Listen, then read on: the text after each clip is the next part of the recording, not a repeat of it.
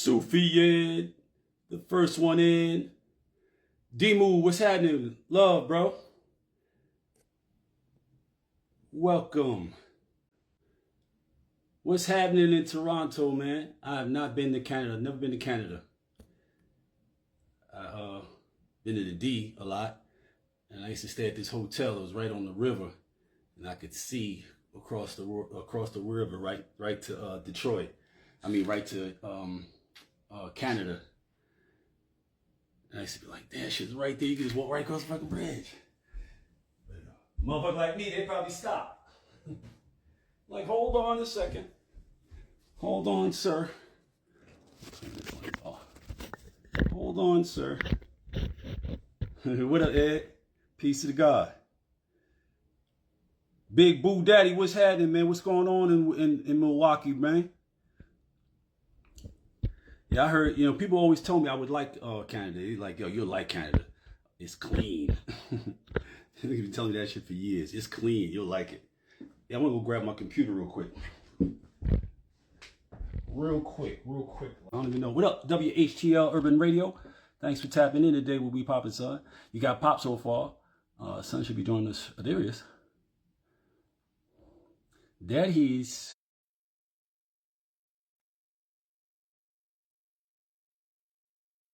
Where you at, though? Where you at, man? Young brothers going crazy in this city. That's what's going on, and I'm tired. Which city you in, Big Boo? Which city you in? And Milwaukee. Oh yeah. Yeah, Milwaukee, Memphis got it bad. And I hate to say it. I mean, all these things stem from poverty, right? Because poverty gives way to desperation, ignorance, activates the amygdala, shuts down that frontal lobe. People can't think. But poverty, is it's more than just not having proper facilities, homes, schools, education, opportunity. Poverty is something that impacts the mental and emotional condition of a person. And if a person's mind is impoverished, all the good fortune in the world won't help them. You see it all the time in people in boxing. I mean, sports, period. How many cats come from real destitute backgrounds and then get big contracts, get a whole bunch of money, and as long as they're playing, they're all right. Couple of years after they stop playing, it's as though none of it ever happened. All they have to prove that they were ever well off is the bad credit from all the unpaid bills, from all the cars and the jewelry and the clothes and the homes, and some pictures. That's it. And because their minds are impoverished, this is what I mean, we all struggle on different levels, right? Yes, that's right, Big Boo. Guidance. I mean, that's part of the impoverishment too, not having people whom they have access to, whom can relate to their circumstances and who can convey practical information to them that could help them grow beyond their circumstances. Where is Ty? I just clicked them in. And it didn't pick up. Yeah, they broke. But it's not that they just don't have money. You know what I'm saying? They don't have guidance. There you go. What's going on, man? What's happening? Everything. I had a talk with my grandson earlier today. Man, he is remarkably intelligent. Yeah. I mean, remarkably intelligent, man. I mean, I wouldn't expect anything less, but it still is such an infrequent thing that you come across such a young person, 17 years old, who is mature, emotionally mature, intellectually mature. He understands mature concepts and can have a mature conversation and understands what accountability is. and doesn't fight with it or struggle with it, he's wise beyond his years, man. He's wise beyond his years, for sure, for sure. We had a great talk. I'm about to send him a copy of Raised by Wolves. And for those of you who don't know, Raised by Wolves is my autobiography, and it is available on my website. And if you do fuck with me and you do fuck with what me and Sonny doing, you definitely want to get this, you know. And no, it's not 600 pages. It's 450 pages. Some of them have pictures, 10 of them anyway. But the rest is words that you have to read in order to be able to get what I'm talking about. And like Meech said, in order for you to really get it, you got to read it twice. You won't have a problem reading it twice, though. The first time you're gonna be like this, the fuck. Then the second time you're gonna be like, okay, I'm past the fuck point. Now I can really like pay attention to what's being said, as opposed to being like, oh shit about what's being said. So, and let me put my website up here. www.themindplugacademy, because I do teach people critical thinking. I do what they call, some people call it life coaching, but I call it thought coaching, because that's what I received when I was coming up. My mother gave me thought coaching, so I'm gonna pin that right there. Boops0429, thanks for tapping in with us here and We Poppin' Son. You know, we do this every Tuesday and Thursday at 7 p.m. Eastern Standard Time. Me and my son, comedian Tom Mills, a funny motherfucker if I ever met one. All right. If you're not following him, follow him as well. Comedian Tom Mills. It's TYMILLZ. Dorian95, thanks for tapping in, man. Gotta get Busy Black. What's going on, Busy Black? What's goody? Melvin Horn 55. Thanks for tapping in. We Poppin' Son. Yeah, that's right. Big Boo.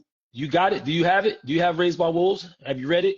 Gotta get Busy Black. You gotta get that as well. Light Child 91. Big ups, big ups, big ups. Thanks for tapping in, man. New Day Associates. Thanks for tapping in. We Poppin' Son. I don't think I've ever seen you on here before. But I appreciate you tapping in. You're gonna get some good shit. We just real talk. It's true stories. No tea, no bitch assness. You know what I mean? Like, you want foolishness and fuckery, you got to go somewhere else. We don't have none of that, because we don't have no time for none of that. These motherfuckers are trying to legislate away the very existence that we have. Y'all got to pay attention to that. Y'all must pay attention to that.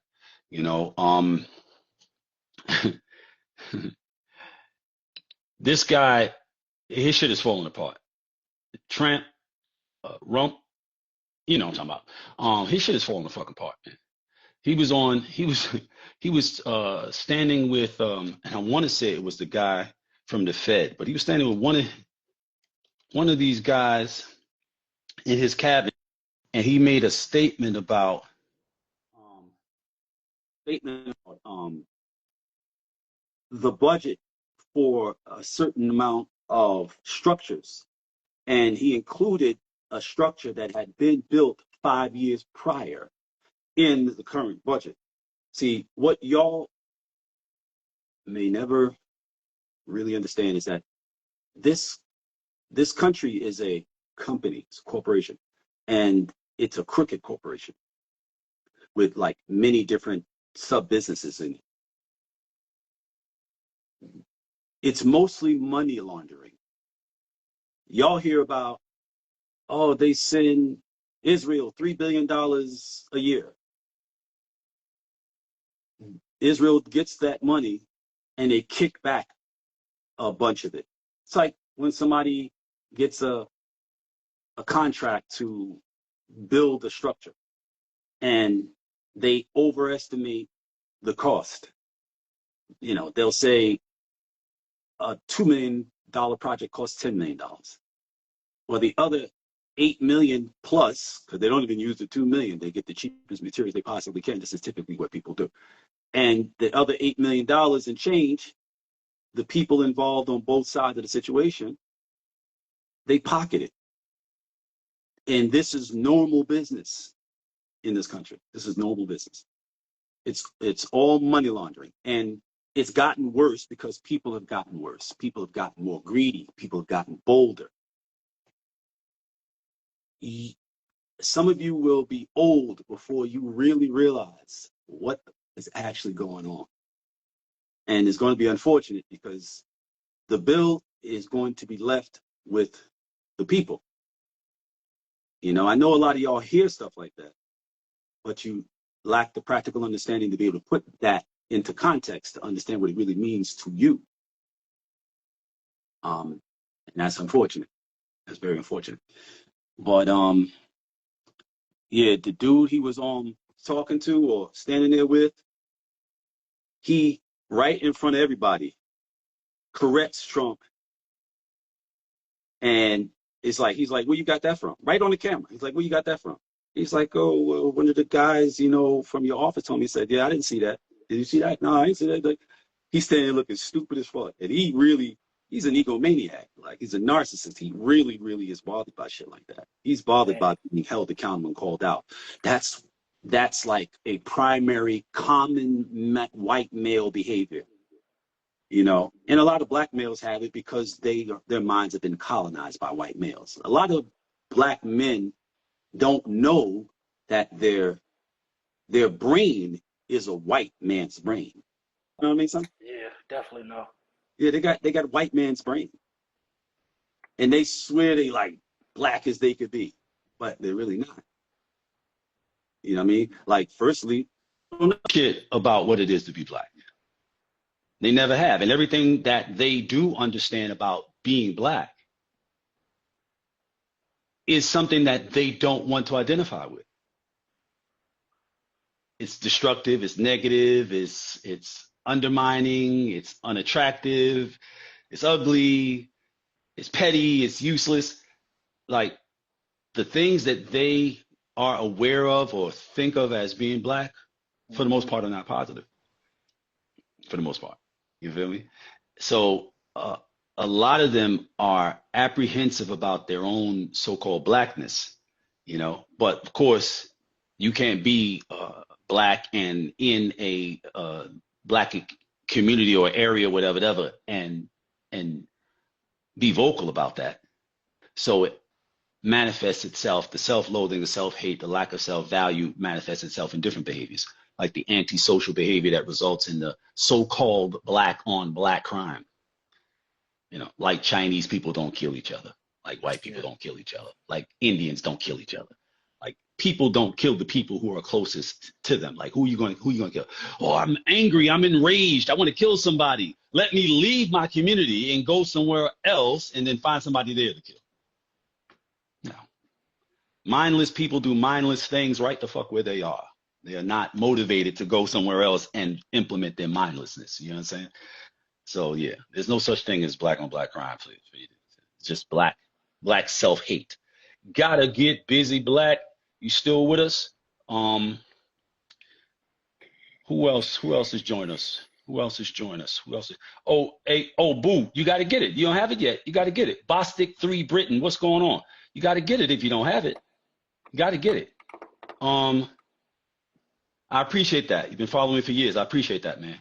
I appreciate that. Oh, since the magazine. Wow. Which one? Don Diva Hip Hop Weekly. Said been following me since the magazine. Only Bad Biz. What's going on? Trey Oxendine. Thanks for tapping in. A-Town 22. That's a lot of tools. He said, put you on. You got convicted for money laundering. I see you don't have your picture up there, so you might not be too comfortable with coming on and talking about it, but I would definitely be interested in speaking to you about your money laundering conviction, because through your experience, you might be able to convey some understanding about how money laundering works and how easy it is. You got people out there laundering money, don't even know they're laundering money.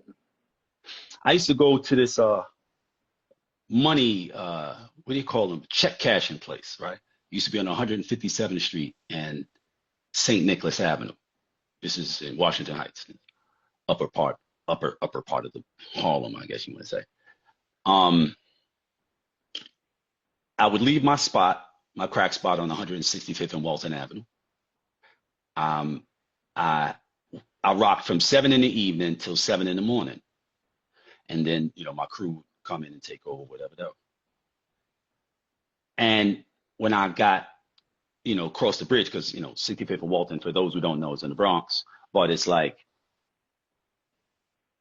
uh, maybe a 35-minute walk from 165th and Walton Avenue to 155th and St. Nicholas, like a 35-minute walk, even though one is in the Bronx and the other one's in Harlem. And I would get over to, I lived on 157th Street between Amsterdam and Broadway. So like St. Nick is here. I lived like right here.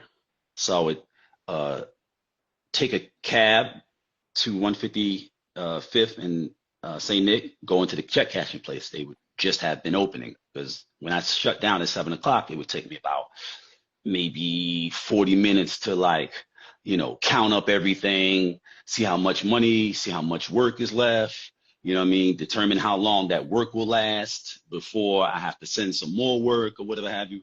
And then I would head out. So by the time I get over to Manhattan, the check cashing place would be open. I would go in there and I'd have maybe, say about, I don't know, $5,000, $6,000 in, singles, fives, tens, just singles, fives, and tens, right? And singles, fives, and tens. The 20s I would keep for like my own pocket for spending whatever. And 50s and hundreds, they would go into the stash. Oh no, 20s was for the connect. 20s was the connect. I wouldn't give them my 50s and hundreds because they obviously it's easier to stash those to, um, you can have more in a smaller space, right, with larger denominations. So I would have my 50s and hundreds would be for the safe, the 20s would be for the connect, and I would trade in as many of my fives and ones as I could, fives, tens, and ones as I could, so that I could, and I'd pay a lot of my workers with the ones. I would give, your brother's mom, I would give her, and your mom too. I would pay them in ones.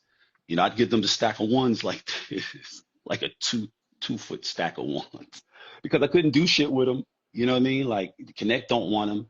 They take up too much space. I can't stash them. You know what I mean? So I would take the tens and the fives to the check cashing place, and they would give me $100 bills for them. That's money laundering. They were participating in money laundering. And I did that for like a couple of years at this one particular place. So they laundered That was right there by about the train station, right? right by the train station. That's right.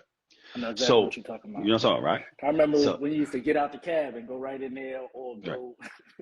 It's crazy. So that person or those people or that place, it participated in money laundering. It participated in money laundering. And I'm sure that I probably ran a couple of $1 million through them in fives and tens. If we're averaging at that time, was averaging somewhere between $13,000 and $14,000 a day, right? Closer to the end of the month might be 10 a day, right? The beginning of the month, 14, 15 average a day for the first week and a half. Then it might drop to 12, 13 on average, from say the 12th to like the 20th or 22nd or something like that. And then those last 8 days or so, 5 days or so, whatever the month it was, 10,000, 10,000, maybe 9,000 a day, maybe 11,000 tomorrow, maybe 8, 9,000 the next day, shit like that. And I would say, mm, at least 60%, 50 something percent of it was tens and fives and singles, you know.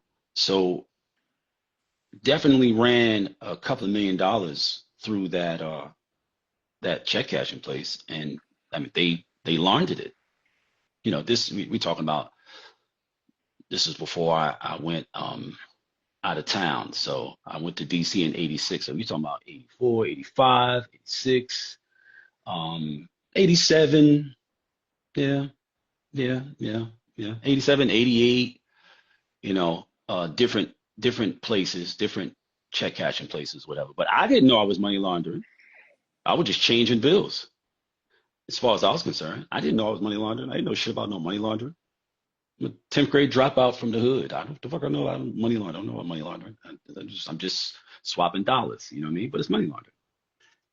I learned a lot more about this stuff when I started doing Don David magazine and started doing like, you know, investigations and doing interviews with like agents and shit like that, and you know, and the shit that they would break down. That Don Diva kept me straight. Don Diva kept me on the straight and narrow, no matter how much of a struggle it was. It kept me on the straight and narrow because every time I did an episode or an issue, I'd be like, that could have got me, and I didn't even know it existed. That could have got me. You know what I mean? That could happen to me. That could happen to me. The more I did it, the more I recognized how great my fortune was, and I wasn't inclined to, you know, throw that away, even no matter how hard it got. And for me, it got hard. I say for me because what did I know but having money? I didn't know anything else. I grew up with it. Then I grew up into it. I didn't know about any other condition. I thought that if I'm only making, you know, $5,000, $6,000 a day, I'm like, damn, I'm fucked up. I'm fucked up. You know, like, damn, I'm struggling. I'm struggling. I'm fucked up. I'm making $5,000, $6,000 a day, man. I'm fucked up. That stressed me because I didn't have any other perspective, you know. And so when I started doing Don Diva, um, it was a whole other level of struggle, I guess. Like to not be able to do what I wanted to do when I wanted to do it, like I'd always been accustomed to my whole life. That adjustment was a struggle. You know, it took me a long time to realize that I didn't really know what struggle was. Not like struggle in the way that most people that came from the, you know, environment I came from knew. I didn't know what struggle really was. I didn't have a clue. I never clue. I never had to think about um, how much something cost. I never checked the price of anything. I was well into my 30s before I developed the practice of looking at the price of something before I picked it up, you know, or said I'm going to get this because I had no reason to do that. Whatever it was, I had enough for it, so it didn't matter, you know. And that's a good thing until it is no longer the case, and you have to adjust. Then it's not such a good thing. It could be harsh, you know. But it's just I had no clue about what it was for to be a regular person, and so I had no, you know, I had no idea really, no real idea of the many different ways that I was subjected to lose my freedom. It was way more than just getting caught, way more, which is one of the reasons that I felt it was so important to do those stories in Don Diva because it's like shit. I'm one of the smart ones, and I didn't know shit. You know what I mean? So I was like, I need to share some shit, you know? So, but yeah, man, it'd be dope if you could come on here, you A-Town. I don't even know if you're still with us. 505, 504 Boss Mindset. What up, Wody? Um, JR 809 LES. What's happening with your man? Um, uh, yeah, that's for real. 505, 504 Boss Mindset said a lot of athletes are inflicted with the disease of having the white brain. That's because everything, do Jews kill each other? Big Boo Daddy asked, do Jews kill each other? Yes. Yes, absolutely. Are you kidding me? They absolutely do. There is no group of people within which there has not been violence within the group. No group, because you're dealing with human beings. You're dealing with human nature. Human beings do shit. And that's And how people enforce their power. I'm stronger than you. I'm about to impose myself on you. And if you can't defend yourself, then what I believe is the dominant that's right. ideology in this space. That's right. That's right. That's right. That's right. That's why people, that's where the phrase going along to get along comes from. So you got a bunch of people who are part of things that they don't necessarily agree with, but like I'm sure it's a bunch of Israelis. There are, in fact, I've seen videos of Israelis in Israel who are completely anti-Israel. I mean, you gotta think about it like this: when they used to do wars and stuff, and they would come raid the village, they would kill all the men, and then they would kill the little boys, and then they would marry their women, and the women would Right. marry them and have kids and go on and live lives with those men that killed their former husbands and killed. That's right. That's right. That's a fact. That's a fact. They would uh, absorb them. Absorb Mm-hmm. them. You know, there's so many. That's the thing about history that's so interesting. There's so many instances in which that has happened. There's so many peoples, groups that exist because of that. Mm-hmm. People that didn't exist before, you know, and then one group comes and attacks the other group and then subjugates that group and assimilates some of its cultural practices, some of its ideas, um, and of course its ethnicities, you know, its genetics and all of that, because now you're mixing your bloodline with that bloodline, and you know some of the traits from that bloodline are going to mix with your bloodline, and you know create a whole new group of people that didn't exist previously. Mecca Bees, what's going on, Mecca? What's happening with you, man? Godson for land after. Godson for land after. What's happening? That's an interesting name. Um, yes, The Last Kingdom is a good show. That's right. So you checked it out? Trey Oxenden said he checked out the last show, the Last Kingdom. It's a good show. The treachery is incredible. That's right. But if you watch that show, The Last Kingdom, it's on Netflix. It's a series, and it's I gotta really watch it. good too. And you know, even after it was over, um, my wife and I, we went and like looked up, you know, some of the characters. They're real. They're historical characters. They're very real. The places that they were still exist. And yeah, it's real serious. And like I said before, when I spoke about it, the way that they depict them, you would think either a really, really, really honest European wrote it, or a completely non-white person wrote it, because it pulls no punches in exposing them for how they are. You know, the greed, the hegemony, the treachery, the psychopathy, you know, savagery. They don't pull any punches. They show it just like they have been. And when you look at it, you realize where these people today come from, why they are the way they are. It's in them, you know, like it's remarkable, man. It truly is remarkable. You know, it truly, truly is remarkable. But